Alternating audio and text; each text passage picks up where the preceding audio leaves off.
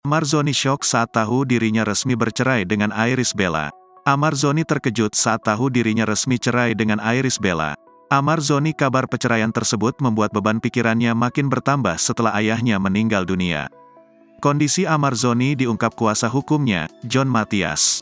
John Mathias mengatakan kliennya tersebut dalam kondisi shock di sel tahanan rumah tahanan Polres Metro Jakarta Barat. Mendengar kabar itu, John menyebut bahwa kliennya syok hingga menambah beban pikirannya.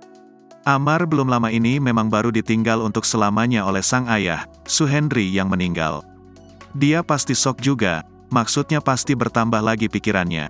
Dia kan memikirkan kepergian bapaknya, sekarang ada lagi keputusan perceraian itu dia semakin syok juga, ujar John. John tak menampik jika kliennya merasakan sedih karena gugatan Irish akhirnya diterima oleh majelis hakim. Pihak Amar kini akan mencoba melihat hasil keputusan agar bisa memutuskan apakah akan melakukan banding atau tidak.